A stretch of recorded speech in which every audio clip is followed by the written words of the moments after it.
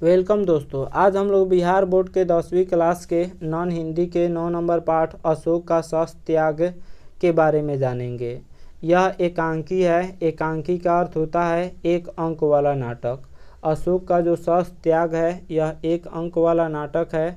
पाठ परिचय को जान लेते हैं। वंशीधर श्रीवास्तव रचित एकांकी अशोक का शस्त्र त्याग अहिंसा के पक्ष में अपने कथानक का मार्मिक विकास करती है।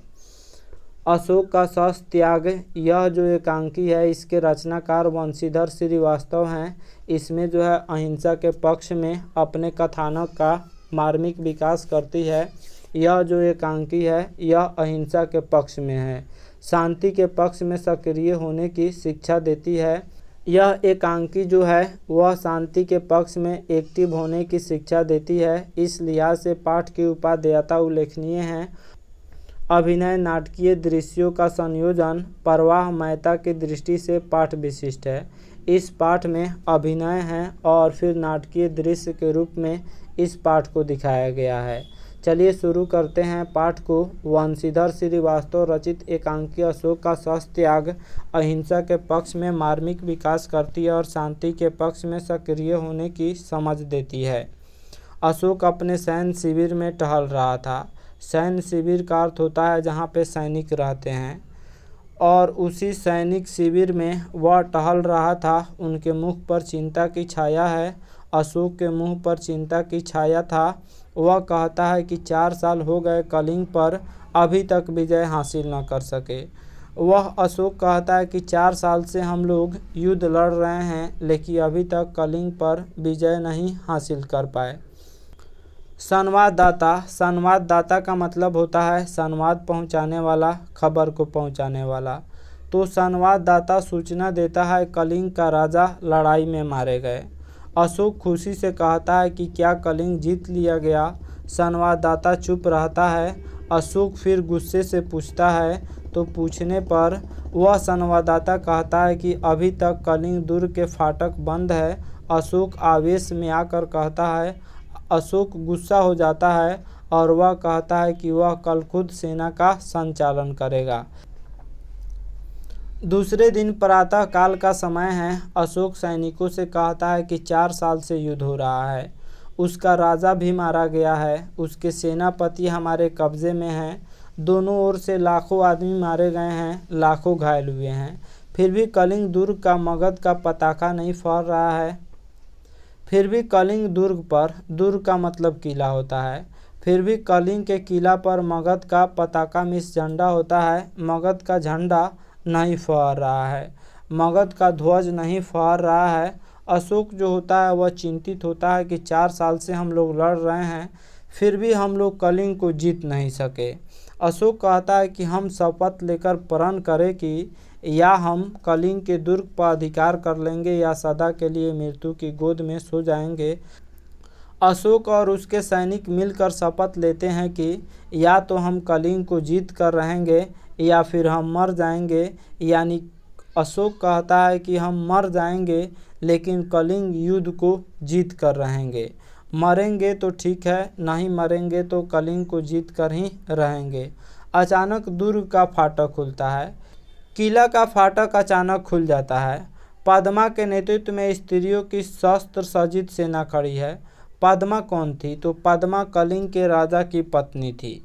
तो पद्मा के नेतृत्व में स्त्रियों का शस्त्र सज्जित, शस्त्र का मतलब होता है हाथ में रखकर चलाया जाने वाला हथियार, जैसे तलवार हो गया, तीर धनुष हो गया। तो शस्त्र सज्जित, शस्त्रों से सज्जित सेना खड़ी है और वह पूरी की पूरी सेना स्त्रियों की थी और उसका नेतृत्व कलिंग के राजा की पत्नी पद्मा कर रही थी। पद्मा कहती है, बहनों तुम वीर कन्या, वीर भगिनी और वीर पत्नी हो। जिस सेना ने तुम्हारे पिता, भाई, पुत्र और पति की हत्या की है वह तुम्हारे सामने खड़ी है। आज उससे ही लोहा लेना है। पद्मा अपनी स्त्री सैनिकों से कहती है कि जिस सेना ने तुम्हारे पिता, भाई, पुत्र और पति की हत्या की है वह सामने खड़ी है और तुमको उससे ही लोहा लेना है, उससे ही बदला लेना है। आगे क्या होता है? अशोक स्त्रियों की शस्त्र सज्जित सेना को देखकर अचंभित हो जाता है। वह सैनिकों से स्त्रियों पर हमला करने से मना कर देता है। वह जो है अचंभित हो जाता है अशोक, और सोचने लगता है कि यह स्त्रियां हैं, क्या हम इस पर हमला करेंगे। और वह सोचकर अपने सैनिकों से स्त्रियों पर हमला करने से मना कर देता है। अशोक आगे बढ़कर उससे पूछता है, तुम कौन हो देवी। वह कहती है, मैं कलिंग महाराज की कन्या हूँ। मैं हत्यारे अशोक से द्वंद्व युद्ध करना चाहती हूँ। द्वंद्व युद्ध का मतलब मैं और अशोक आपस में युद्ध करना चाहते हैं, यानी जब दो लोग युद्ध करते हैं तो उसे द्वंद्व युद्ध कहते हैं। तो कलिंग की जो कन्या थी, कलिंग महाराज की जो कन्या थी, वह अशोक से कहती है कि मैं अशोक से द्वंद्व युद्ध करना चाहती हूँ। कहाँ है अशोक। तो अशोक कहता है कि मैं ही अशोक हूँ। उसके बाद अशोक उससे युद्ध करने से इनकार कर देता है। उसका कहना है, यानी अशोक का कहना है कि शास्त्र की आज्ञा है कि तुम स्त्रियों पर शस्त्र न चलाना। अशोक कहता है कि मैं तुमसे युद्ध नहीं कर सकता हूँ, क्योंकि शास्त्र यह कहता है कि स्त्रियों पर शस्त्र न चलाना। उसके बाद कलिंग महाराज की कन्या पूछती है कि क्या शास्त्र की आज्ञा है कि तुम निरपराधियों की हत्या करो। शास्त्र की आज्ञा है कि तुम अपनी विजय लालसा पूरी करने के लिए लाखों माताओं की गोद सूनी कर दो, लाखों स्त्रियों की मांग का सिंदूर पोंछ दो, फूंक दो उस शास्त्र को जो तुम्हें यह सिखाता है। पद्मा कहती है कि तुम हत्यारे हो, मैं अपनी बलि चढ़ाकर तुम्हारे खून की प्यास बुझाने आई हूँ। अपने सिपाहियों से कहो कि तलवार उठाए। कलिंग की स्त्रियाँ तुमसे कुछ नहीं चाहती, केवल युद्ध चाहती है, और वह युद्ध के लिए ललकारने लगती है अशोक को। लेकिन अशोक युद्ध से इनकार कर देता है। उसके बाद क्या होता है, तो अशोक जो है वह शस्त्र नीचे फेंक देता है, अपना हथियार नीचे फेंक कर अपने आप को सरेंडर कर देता है और सैनिकों को भी शस्त्र डाल देने की आज्ञा देता है। इस पर पद्मा आगे बढ़कर कहती है कि मैं तुम्हारे बहकावे में नहीं आ सकती, मैं तुमसे युद्ध करूंगा, मुझे अपने पिता का बदला लेना है। उसके बाद अशोक जो होता है वह सिर झुका देता है और कहता है कि मैं अपराधी हूँ। जिस अशोक ने लाखों का सिर काटा है और जिस अशोक का सिर आज तक किसी के आगे नहीं झुका, वह आपके आगे झुका है।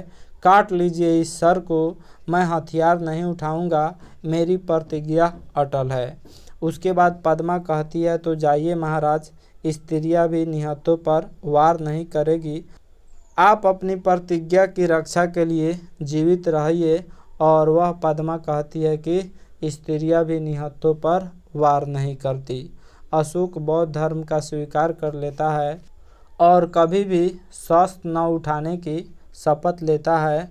वह कहता है कि अहिंसा ही मेरा धर्म होगा, मैं जब तक जिंदा रहूँगा तब तक अहिंसा के मार्ग पर चलूँगा, मैं खून खराबा नहीं करूँगा, मैं सबसे प्रेम करूँगा और मैं एक भी खून नहीं बहाऊँगा। अशोक कहता है कि मैं प्रतिज्ञा करता हूँ कि मैं शक्ति भर अपनी आज्ञा का पालन करूँगा, और इस तरह से वह बौद्ध धर्म स्वीकार कर लेता है। आशा करता हूँ यह एकांकी आप सब किसी को काफ़ी पसंद आया होगा। हमारे चैनल को सब्सक्राइब करें, इस वीडियो को लाइक करें तथा अधिक से अधिक शेयर करें। Thanks for watching my video.